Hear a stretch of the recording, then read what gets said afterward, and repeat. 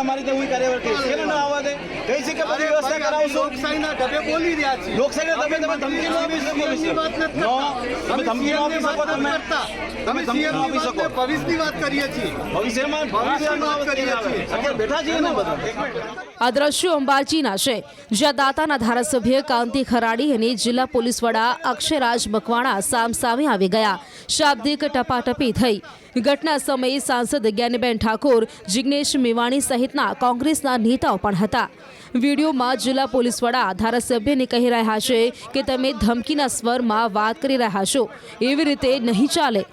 અંબાજીમાં શક્તિ કોરિડોરના કારણે દબાણ હટાવવાની કામગીરીને લઈને વિવાદ સર્જાયો છે રબારીવાસમાં છેલ્લા 8 થી 10 દિવસથી 89 જેટલા અસરગ્રસ્તો ખુલ્લામાં રહેવા મજબૂર બન્યા છે આ મામલે કોંગ્રેસના નેતાઓએ મુલાકાત લીધી હતી આ મામલે પોલીસ અને ધારાસભ્ય વચ્ચે બોલાચાલીમાં ધારાસભ્ય કાંતિભાઈ ખરાડીએ ઉશ્કેરાટમાં આવીને જાહેરમાં કહ્યું કે જો અસરગ્રસ્તોને યોગ્ય વ્યવસ્થા નહીં મળે તો કોઈપણ મંત્રીને અંબાજીમાં પ્રવેશવા દેવામાં નહીં આવે આ દરમિયાન બનાસકાંઠા જિલ્લા એસપી અક્ષયરાજ મકવાણા અને દાંતા પ્રાંત અધિકારી પણ સ્થળ પર પહોંચ્યા અધિકારીઓએ અસરગ્રસ્તોને વૈકલ્પિક વ્યવસ્થા અને પ્રધાનમંત્રી આવાસ યોજના હેઠળ મકાનો આપવાની બાંહેધરી આપી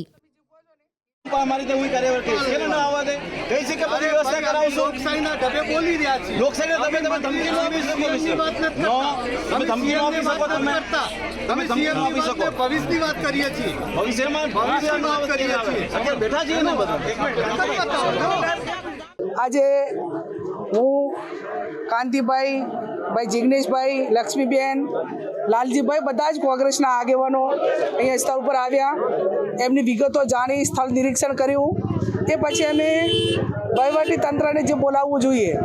એ પ્રમાણે એસડીએમ પણ આવ્યા અને જિલ્લા પોલીસ વડા આવ્યા એમને એમ કીધું કે અમે તમામ પ્રકારની વૈકલ્પિક વ્યવસ્થા કરાવશું સોમવારે જે લોકોએ અમારી પાસે રજૂઆત કરી કે અમને પ્લોટ મળવો જોઈએ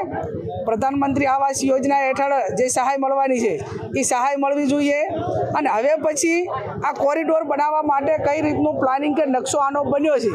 એ નકશો લોકો સમક્ષ મૂકવામાં આવે તો આ વાત અમે સોમવારે કલેક્ટર જોડે જઈ અને 3-4 બાબતની જે લોકોની માગણી છે એ વાત અમે કરવાના છીએ અને હવે પછી કોના આ મકાનો કે જે કંઈ મિલકત છે કે દુકાન છે કે આના પછી હવે શું તોડવાનું છે એ વાત પણ કલેક્ટર મારફત અને વહીવટી તંત્ર મારફત અમને બધાને જાણવા મળે ને અમે લોકો સમક્ષ મૂકીશું એસપીના જણાવ્યા પ્રમાણે જ્યાં સુધી આ લોકોને પાકા મકાન નહીં મળે ત્યાં સુધી વૈકલ્પિક વ્યવસ્થા તરીકે તમામ ફેમિલીને